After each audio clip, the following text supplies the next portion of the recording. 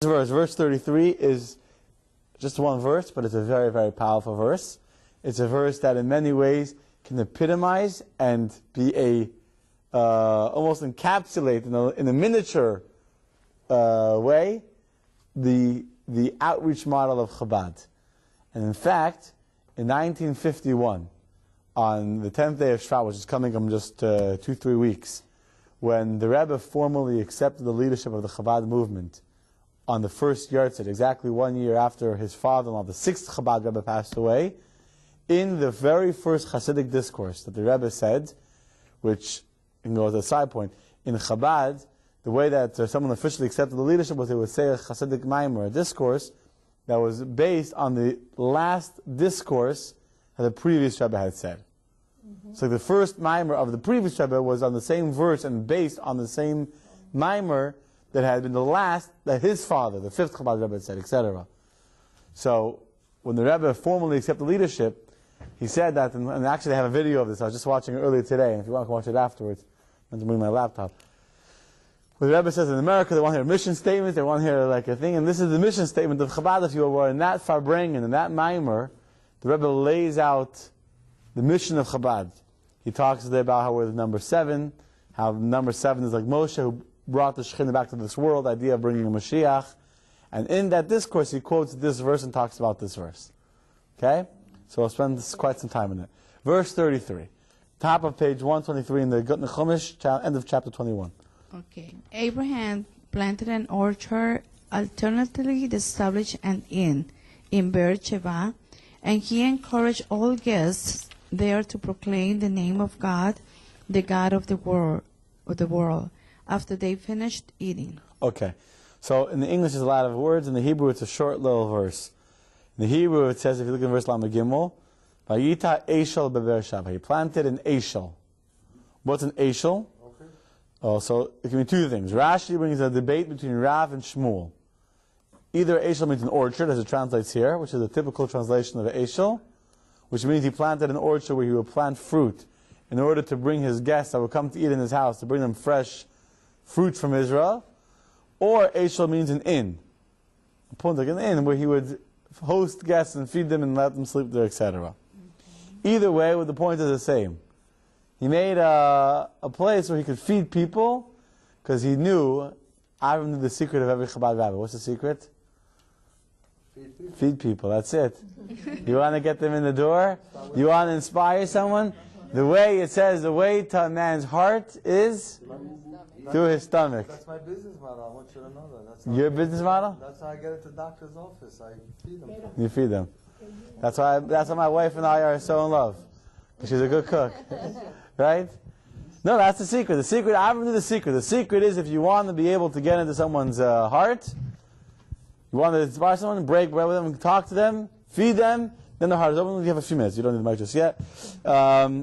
Feed them, and then you can talk to them. So he would feed them good food, and then he would inspire them, he would talk to them, Vayikra Sham, and he would call over there, B'Shem Hashem Kel Olam.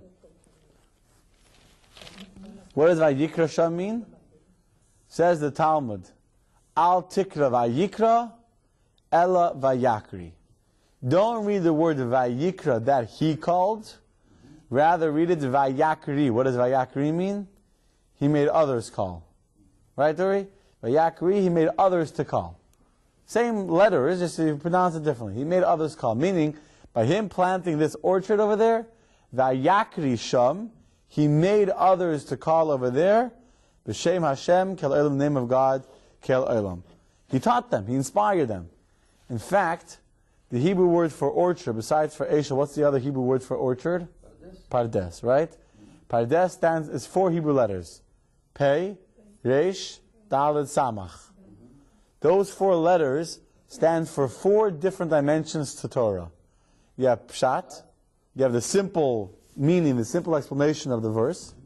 You have the Remez.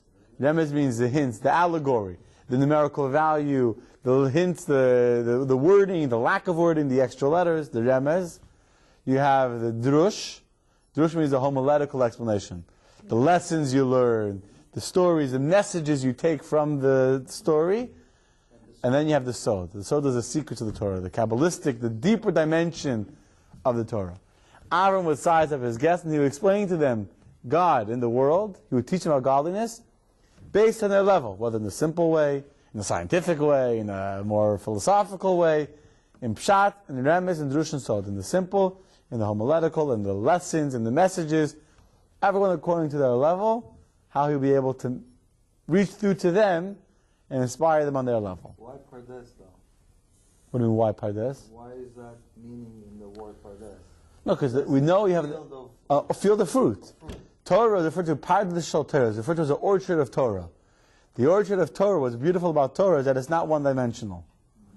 Torah is not limited to, this is the way it is. So let's say math or science. Science is fairly one-dimensional, right? Either you enjoy science, and you have that kind of brain that's more of a data-driven kind of brain, or you don't. If you don't like science, then you'll maybe like philosophy more, which is very one-dimensional. Philosophy is not a numbers kind of person, right? Or you like history, which is more of the story, more of the human event. So you'll, right? Torah is multidimensional. Within Torah, you have the historical. I'm being very like physical. You have a historical element. You have a philosophical element. You have a mathematical element. You have the law. You have the spiritual message. So any single kind of person, everyone has their own style. Everyone has their own thing that talks to them.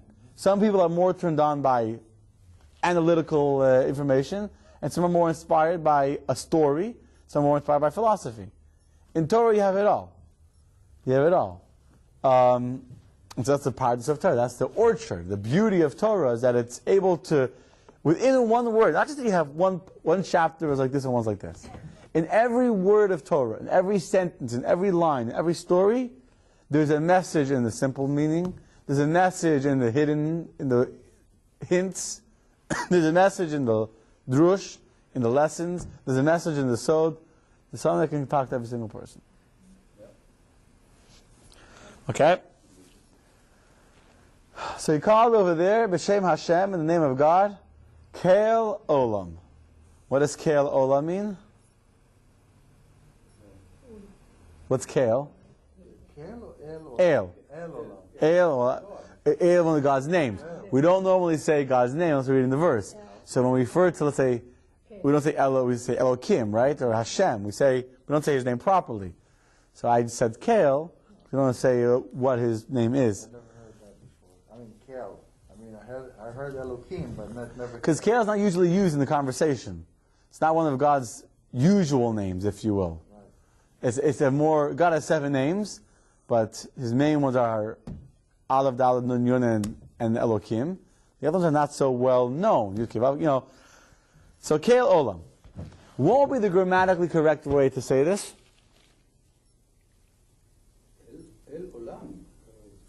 How would you say king of the world? Lord of the world. So it would be El Ha'olam.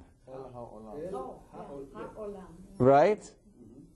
If you say Kel Olam means God, world. It's missing the. God the world? Yeah, but if it was the God of the world, it would be Ha'olam. No, God. Shel Ha'olam. Okay, so Shel, you don't have to say Shel, you can say God. Kel Ha'olam would mean God, or Shel Ha'olam if you want. God Shel Ha'olam would mean. Okay, so let's even, but at least the Hey should be there. Yes. Kel Olam is not grammatically correct. Or you can say El Shel Olam, Or El Shel Olam without the Hey. Okay, fine, but it doesn't say that either. Or if the intention was eternal, because we say le'olam, it means el olam, the eternal God. Okay, it doesn't say Le'olam either, though. Shel Olam is to the world. Right. Here's referring of the world. There's different ways of understanding what these two words are saying. What was Avram's message to his people? Like Yakri Sham, he called over there, Kel Olam. So here's the message. Here's what is Avram saying to these people. So the Rambam teaches that God preceded Olam. The Rambam, Maimonides writes in Meir Nevuchim, the God to the perplexed, that what Avram was teaching people was that before there was an Olam, before there was a world, there was God. That's one message. Another message, the Ramban, Nachmanides, he explains that the word Aleph Lamed, besides being God's name, could also be like Ayel, or El, which means strength. Right? Umikamocha ba'elim Hashem, right? What does that mean? How are you, Jeffrey? What does we say? Mikamocha ba'elim Hashem. What does that mean? Mikamocha, who's like you? Who is like Ba'elim. What is ba'elim? among gods? The mighty ones. Who is like you among the mighty ones, O God? Right? Elim can mean strength, mighty. So El Olam will mean, El, the might of the world is Shem Hashem. El Olam, the might of the world, the power of the world, the survival of the world is coming from the name of God. Which could be a discussion for itself. It's not God himself, it's only a name of God, meaning only a shine. Because your name is not really you, right? What is your name? It's a symbol of you. It's an expression of you. It's not your essence. It's an expression of who you are. But Chassidus explains something very beautifully. Chassidus, it asks this question. That we're discussing the way he describes God's name as Kel Olam, which is not grammatically correct. Really, it should be Kel Ha-Olam, or Shel Olam. But if we would say that, you know what the impression would be? What do most people think of God? Even religious people. They think of God, that God is a great guy. He's the master of the universe. He's the CEO of this very, very big universe. And there's the world. There's God, and then there's the world. Two different things. Obviously, God is running the world, but they're two different things. That's what most people think of God. Chassidus explains the exact opposite. What Avraham was teaching is not that there's a God in the world. Everyone knew that there's a God in the world. No one was denying that. They were all. Then everyone worshipped idols. Everyone believed in gods, many gods. That wasn't the issue. But they thought of God, the creator of the universe, as being detached from the world. God, somewhere way up there in the high heights, completely disconnected from what I do. Avraham came and taught, no. God is Kel Olam, meaning God is the world. The world is Hashem. The world exists, the life of the world, the existence, the survival, what you see in the world is really God. Through concealment, through a very, very powerful concealment to the point where you don't even see God. All you see is pretzels and whatever. But really, this pretzel, how does it exist? Because in the pretzel is God. If you make a blessing, if you eat that pretzel in the class and you're using it for Torah, you're elevating the godliness within the pretzel. That was a revolutionary idea. They all believed in God. How did idol worship begin? Idol worship began, they all believed in God, but they felt like God is too detached, too great to be involved in running the world. For example, even here in America, let's say you need something fixed. You need the street in front of your house has a big pothole in it, right? So you call the President of the United States to fix the street in front of your house? No. It's true he's the most powerful man in the country, but he doesn't deal with potholes in the street. You don't even call the governor of Florida. You don't even call the mayor. You call the city official that's in charge of the street. You call the city guy and he'll come and fix it. Right? So the people said, if we want rain, we're going to pray to God. You think God has time to make the world rain? You think God has time to make the wheat grow? You think God has time to make my cow have milk? No. I'm going to pray to the God of rain. God made many agents, many ministers who are in charge of doing his jobs all over the world. So why should I go to the king? I'll go to the minister in charge of rain and pray to him. That's how idol worship began. So why is that bad? Because the sin became when they started to pray to the messengers, to the tools. You see, their mistake was that they gave bechir, they gave choice to the minister. It's true. God put an angel in charge of the rain. That's true. And God put an angel and put ministers in charge of running all the nature of the world. But they have no free choice to choose to choose rain or not. It's all because God decides. In the example of a government fixing the road, that government agent has some free choice in the matter. And he can decide to fix your road tomorrow or in 3 months. Right? So it's good to go be his friend, take him out for dinner, give him a little bribe, whatever happens. That's right, you want the contract afterwards. How do you think it works in politics, right? Why? Because they have choice who to give the contract to. But really, the sun, the moon, these ministers of God, these agents of God, they're like the tools that a carpenter uses to build a house. Imagine you come to a guy who builds you a house and you go say, "Hi, Mr. Drill, you're such a good drill. You did such a good job building my house. I'm so proud of you. Let me take you out to lunch." The guy's Meshuggah, right? He's crazy. Why? Because the hammer and the screwdriver didn't build a house. They have no free choice in the matter. They're just tools in the hands of the carpenter. All the agents that God uses to create the world and to sustain the world are the tools, the unchoosing tools, if you will, that God uses to create the world. They don't have choice in the matter. But the beginning of that sin, the beginning of giving power and giving recognition to tools of God, begins in its holy source from disconnecting God from the reality of your life. And that leads to something else. That leads to when we do a sin, or when we do something good, we feel, God doesn't care if I do it or not. You think God knows if I'm going to do what He told me or not? He's detached. He's up there in the heavens. What does God know? What does God care about my actions? No, Kel Olam means that God is the world. God is the world. Not is God of the world. God is world. World is God. There's no separation. This is Him. But He is also outside the world. And this is the unique item, unique tuna of Yiddishkeit, of the entire. 110% that in no way at all is God limited to being the world. The very same God that is the world, that is enclosed and within and dressed within every single little physical feature of this universe, at the same time is completely removed from this world. Completely not affected to the world, to the point that to Him the world means nothing, and He's the same before the world and after the world means nothing to Him. The ancient Greeks introduced that concept of deism, they call it, that God is the world. But the Judaism before that said that. You see it right here. Yeah. When it says that missing, here's a powerful lesson you learn from the missing of a letter, or missing of a word shell. It says Kel Shel Olam, or Ha-Olam. But from it's not there, it's telling you a powerful message. God is the world. Okay? Now, so Avram sets up the first real yeshiva in the world, if you will. I take that back. There were other institutions devoted to teaching godliness to the world. Right? There was a yeshiva called the Yeshiva of Shem and Aver. Avram learned there. Yitzchak learned there. Yaakov learned there. Shem was the son of Noach, and Aver was his grandson. They had an institute of greater learning, if you will. The problem was, their institute of greater learning was very exclusive. Only if you were a really holy man were you allowed to come into this yeshiva and study. So there were people that studied about God, but they were very, very few in number. Avram began the first outreach organization ever. First organization dedicated to spreading an awareness of God in a world that had completely forgotten about His existence.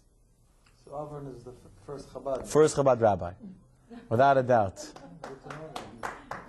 Avram is the first Chabad. So Avram's one of my role models. Avram, he is. And my personally, you ask me, who are the people that inspire me in the Bible? Avram is one of the people that inspire me. I mean, if you go through the life of Avraham, Avraham comes down to Egypt. Well, he comes down to Israel, he's all excited. God says, go! Right? Like the Rebbe tells the Shliach, Lech lecha, leave Crown Heights, leave New York, leave the comfort of the yeshiva, go out to the world. So he goes. What happens when he comes to Israel? There's no money, no food, he can't survive, he's struggling, he has to go down to Egypt to find some money. Yeah. The Sefer HaYetzirah, the book of creation, is attributed to Abraham. Yeah, but it wasn't written by him. Yeah, excuse me? It wasn't written by him. Yeah, but how is it related? Now you say the first Chabad rabbi, fine with me, but where does Sefer HaYetzirah belong here? Sefer Yetzirah was associated with Abraham? No. Sefer Yetzirah was written by either Adam or Mr. Shalach. I think by Mr. Shalach was written. Mr. Shalach was the man to live the longest of any person, lived 970 years. Yeah, 976 years, something like that. I believe that he's the one that wrote Sefer Yetzirah. It is not attributed. I don't think so. I could be wrong. Could be wrong. We can check afterwards, but I don't think so. Anyway, So how did he do this? How did Avram change political landscape and what's what I'm looking for? A environment, a consciousness in the world. Single-handedly, he changed the entire perception of people. What was the secret? The secret was food. Not just food, there was a trick. The Medrash says a very interesting thing. That he would feed them a full meal. Right? A full meal. And after he served the entire meal, they would get up to leave. They ate a good meal, they get up to leave, and he said, hold on a second.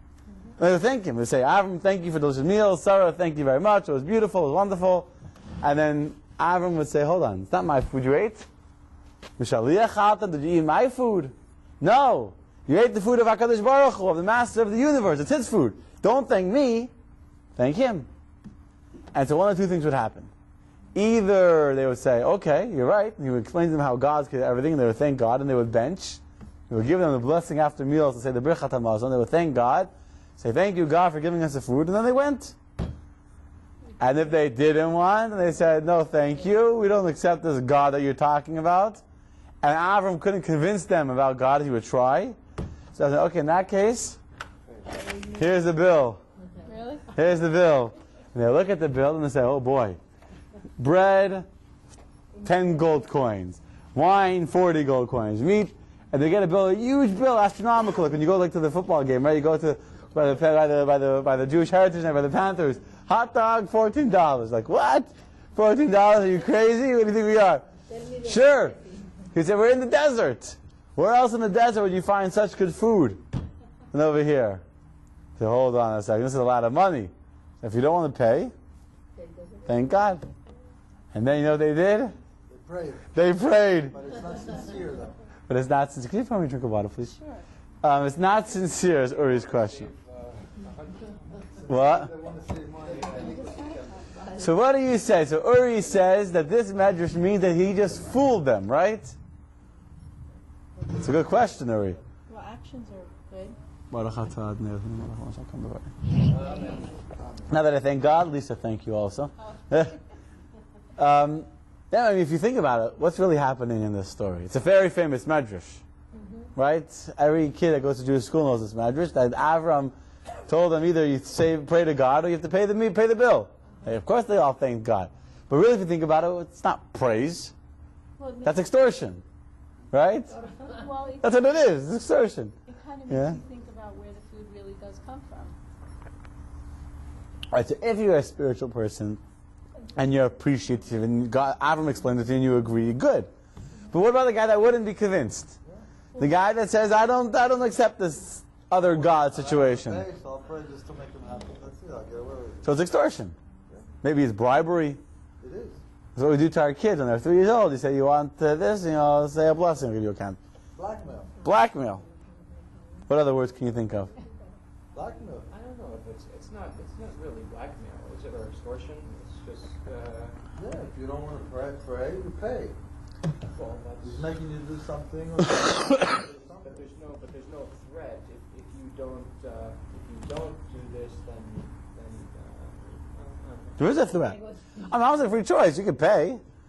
But who's going to pay? It was a lot of money. It wasn't, he charged like a fancy restaurant. He didn't charge like a... No, but maybe he got people to think, if they got beat up. oh well, maybe I'll just pray for my food, and then I, look what I'm getting from If, the world without actually paying for it. my question is, if they didn't pay and didn't pray, did he beat them up? So that's what's left.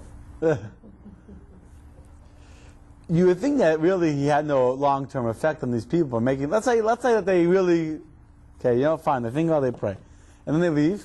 Has he really changed them? Well, a little bit. A little bit. You know what the Medrash says? The Medrash says concerning this conduct, this of Avram at Beersheba, God says to Avram, my name was not recognized by my creations. Period. But you, Avram, you caused my name to be recognized, and thus I consider it as if you have been a partner with me in the creation of the world. God says to Avram, my name was not known amongst the creations, amongst the Brios, not amongst people, amongst the world, creation. And you, Avram, through your actions, with your extortion, if you will, you've made my name known amongst the creatures. So it means that Avram had a very, very powerful, God himself says that, Avram had a very powerful, long-term effect on these people. How do you explain that? How does extortion bring to a long-term effect on someone? I think because even though the ones who didn't want to pray, if they didn't pray, they had to pay a lot of money, then they realized that there's some appreciation due over here, regardless. It made an It's impression. actually any human being being fed wonderful food in the desert would experience some appreciation. And Abraham, what he did is, don't thank me. Yeah, that's what he did. People feel appreciation, so he simply guides the appreciation to the right source. Okay, fine. To him. Yeah, and So- what he made Kadosh Baruch Hu's name known in the world. That's it. You're both saying the same thing, which is a decent point, that they were feeling a natural feeling of appreciation, which is kind of what Lisa was saying. So now they're just channeling it, that instead of being appreciative to me, be appreciative to God. And what about the next day when they don't feel appreciative anymore? When they're back home where they have everything that they need? Then it's gone. Can you answer the question this way? Oh, it's still like that till today, Rabbi. People come to shul, they appreciate God, they go home and they forget. So, could forcing someone to pray make their prayers real? If you force someone to come to the synagogue today and they sit through a 3-hour service out of guilt or because they have to come to the bar mitzvah or whatever, and they just say the words and it's just lip service, is that having any kind of real effect on them? It doesn't seem like function follows form. Maybe like because they're doing it, like they're actually, some part of them is actually doing it. Make it till you make it. Okay. Yeah. Fake it till you make it. Okay, no. So let me tell you. It gives an impression, because if they didn't have that discussion, if they just ate and prayed, and if he didn't make a unique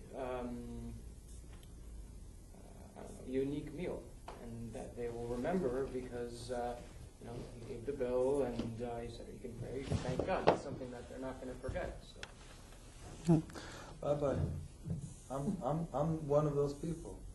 I'm guilty. I go to your house, I go to your father's house, and we always pray.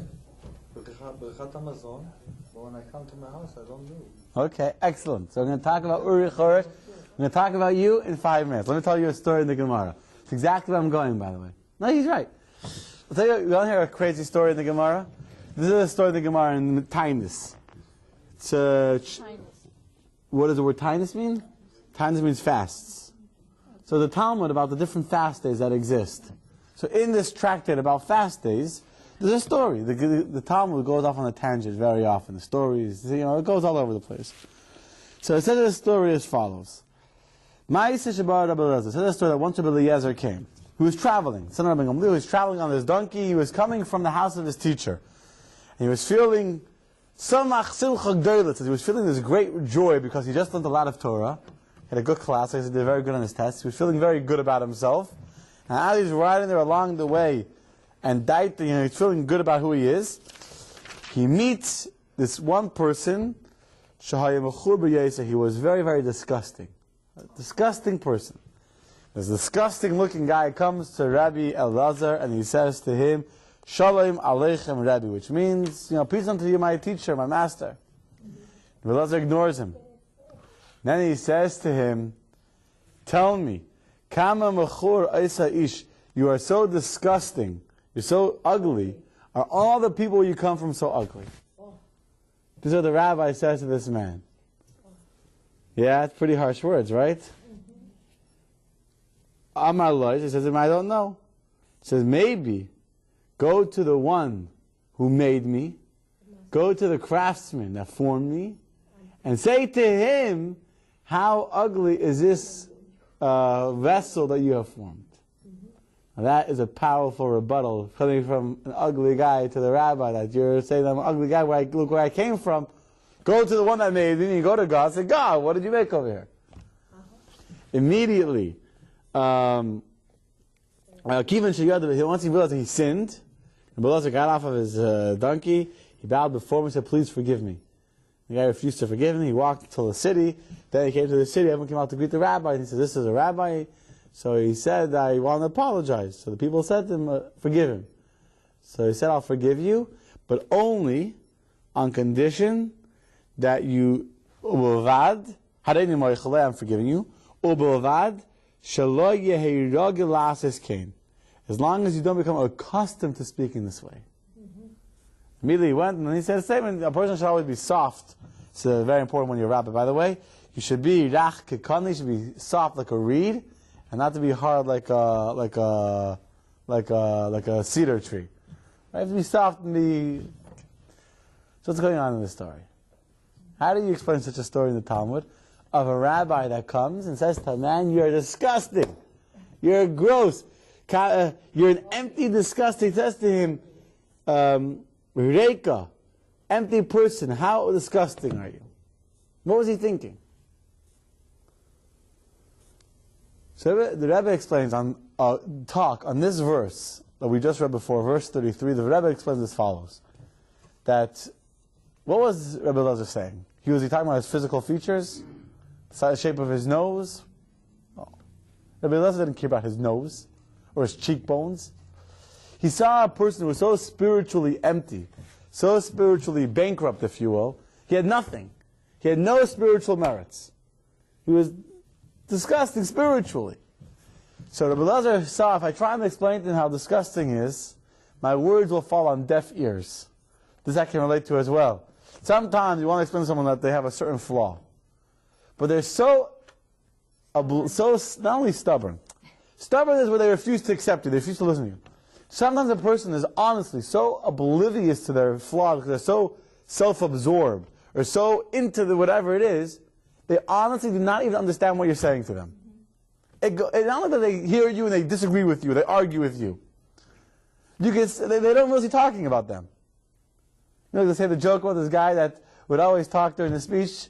So one day the rabbi gets a fiery student of people that talk during the services. And after this guy that always talks to the rabbi, that was such a good speech. It's two of the people that should have heard you were in the synagogue this week. Right? They're real, talking to you, but because he's honestly so self-absorbed that they're oblivious to, they don't even realize you're trying, there's not even there's not even a discussion. Dense. So Rebbe Elazar said, if I try and inspire this person to become better, he won't even know what I'm talking about. Spirituality? What are you talking about spirituality? I'm having a good physical life. What's spirituality? So Rebbe Elazar says there's only one way to break him. One way to get through to him. It says in the Zohar that a beam that's not catching on fire, what do? You have a big log. You want to burn it. But you can't burn it. It's too big to catch on fire. What do? Break it to pieces. Chop it up, and then it will catch on fire. Rebbe Elazar said, I need to break this guy. I need almost like shock therapy. There's certain modes of therapy today that are very controversial. They're not typical therapists. This organization, I was getting a lot of discussion amongst the rabbis. It's a officially religious Jew that's doing some kind of therapy, where there's secret techniques that they don't say, because hopefully they want to shock you and break you out of your certain childhood traumas or whatever. You had to break him. Break through, it had to be a certain shock element. That's what I'm looking for. Shock element. So you're disgusting. Where did you come from? You're empty. You're disgusting. You eat. Whoa. And all of a sudden, that broke through the ego of this guy, and he came to a recognition that he didn't have 1 minute earlier. He says, me? There's a craftsman. There's someone who made me. Not only does he realize that there's someone who made him, a craftsman means he made a vessel. He made me with a purpose. And in that moment that Rebbe Elazar put him down, or if you want to use modern terminology, when he hit rock bottom, right? People that hit rock bottom to then start healing themselves. At that moment, he became aware that there's a uman, there's a craftsman in the world, and he has to become better. That's when he came to the city, the Ganav forgave him, but only on condition that what? You don't become accustomed to speaking that way. Because certain shock, treatments or shock, the element of shock might be effective. You have to be very careful how and when you use it. It doesn't always work. It could be, There's another story, a similar idea, where a chassid came to the 5th Chabad Rebbe, the Rebbe Rashab, Shalom Dover. He needed a blessing for something very, very serious, and a serious issue in his life. He comes to ask for a blessing, something very important. The Rebbe tells him, I can't help you. I'm sorry, goodbye. The man walked out of the Rebbe's office completely devastated, broken. He was hoping and praying and counting on the Rebbe to give him a blessing and to encourage him, to bless him, would become better. And the Rebbe didn't even listen to him, didn't care for him, didn't encourage. Kicks him out of the office, I can't help you, I'm sorry, goodbye. He sat down in the hallway and he burst into tears. Bitter, bitter tears. The tears of a helpless person. The Rebbe Rashab, his name was Shalom Deber, he had an older brother, his name was Zalman Aaron. Zalman Aaron walks by and he sees his chassid weeping bitterly. He says to him, what's going on? He says, I just came out of the Rebbe, I have this very serious issue. I was counting on the Rebbe to help me. The Rebbe just kicked me out of his office. So I said, I'll go speak to him, I'll go see what's going on. Comes to the Rebbe Rashab, the older brother can pull off something that the chassid can't do. He says, what's going on? You just kicked the guy out of your office like that? No help, no nothing? He's outside crying bitterly. So he's crying, send him back in. Send him back in, the Rebbe Rashab gives him a bracha, everything will be great, it's wonderful. After the Zalman Aaron hears, he gave him a bracha, like everything's wonderful, a big smile. So later that night, he was talking to the Rebbe Rashab, so what's going on? First you kick him out, throw him out like nothing, don't even, at least, even if you can't give him a bracha. Let's say you saw spiritually the heavens, you can't give him a blessing. But at least inspire him, uplift him, tell him I'm sorry, give him a hug.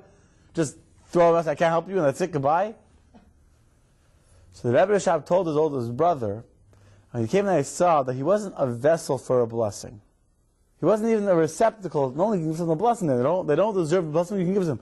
He wasn't a keli. He wasn't even a vessel for it. He had to be broken. He had to completely become a new person. So what did? I shattered him. He came with expectation that I'm going to help him. When I sent him out and he began that moment of desperation, of complete helplessness, that was his rock bottom. At that moment he was shattered, he was crushed, then he was able to become something new. Right? Before you grow into a tree, what has to happen to the seed? It has to disintegrate, it has to rot, it has to break open and lose its identity. He had to be broken. He had to really feel and cry out to God from the depth of his heart with the tears that cleanse. Then he could become, now able to give him a blessing. So what did Avraham do over here? Avraham sees these people come to him and some of them he's able to convince. He says, there's a God in the world, God made the food, God made everything. Some people are vessels to receive that. They hear, they accept, they're inspired, they're spiritual. Done deal. But then you have a really hard nut to crack, right? You have a guy who knows all the answers, he thinks he's smarter, he's not impressed, he's not inspired, he's not convinced. So what do? You got to shock them. You got to break them a little bit. You got to hit them where it hurts, exactly. You got to break through this thick wall. And sometimes words will not, no matter the best arguments will not break through. They don't want to hear. They're not a vessel to hear. They're not a vessel to receive. You can talk till you're blue in the face, then till you're purple in the face, and you still won't get anywhere. So Aaron, these people have to break them. He broke past them, and all of a sudden, money, now they all of a sudden woke up. Now all of a sudden they were listening in a whole new way than they were before.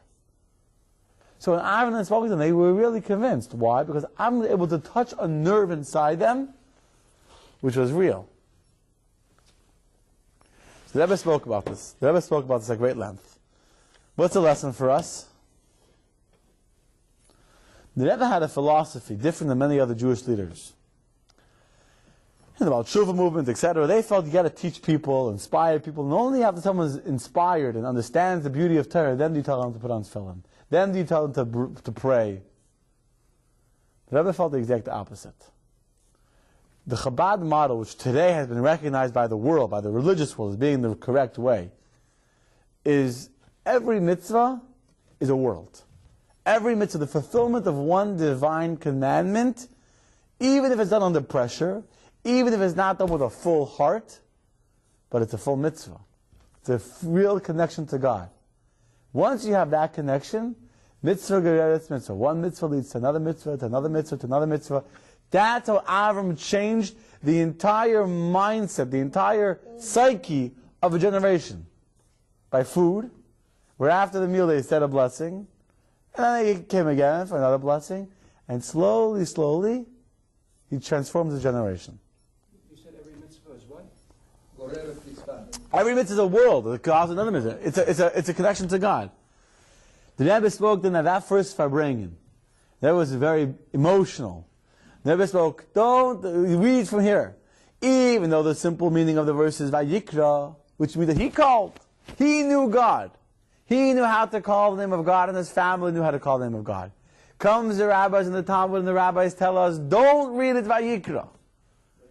Don't read that it's enough to just know how to call.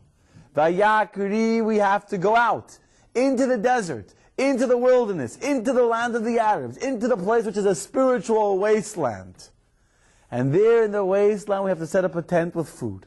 And we got to teach the people that are walking by that are clueless. They know nothing, absolutely nothing about God. As the Rebbe said, they don't know Kametz Aleph Ah. They don't know how to read. They don't know what an Aleph is. They don't know anything. And over there we have to make them to call the name of God. It's not a transformation in one night that we go from here to there. As we learn from Avraham, slowly, patience, a meal, a benching, a prayer, a tefillin, stand on the street corner, you get a guy, you put on tefillin, in 2 minutes he's gone, and the rest of the religious world is screaming, what are you doing? The guy's putting on tefillin, he's walking into the non-kosher restaurant. I'm doing, you stand, we're here in Coral Springs, we go on the walk with a little nesting from the 2Js and whatever. They're walking from the little nesting into the restaurant. You see them going. It's not like you know they're going to go do a sin. They're standing there with the non-kosher sandwich, and you're doing a mitzvah with them. Yes, that's what's transformed the Jewish landscape today. Transformed. Because of the recognition of the power of a mitzvah, and understanding that slowly, slowly, slowly, this is the transformation. Lesson of Avraham. And so a person thinks, what I gained? I came, I ate, I didn't mean it when I benched, just I had to be polite because I had a good meal, so I can just do the blessing after the meal. He thinks he didn't accomplish anything. But the fact is, it did accomplish. Why? Because you got through to a place, and maybe you need to do more and more. And break through, find the neshama is there.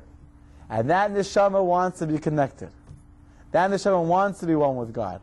It's covered by a body. It's living in the world of physical distraction, so it gets very distracted sometimes. When you get through, the soul is turned on, and each time the soul is in the mitzvah, the soul is more and more connected.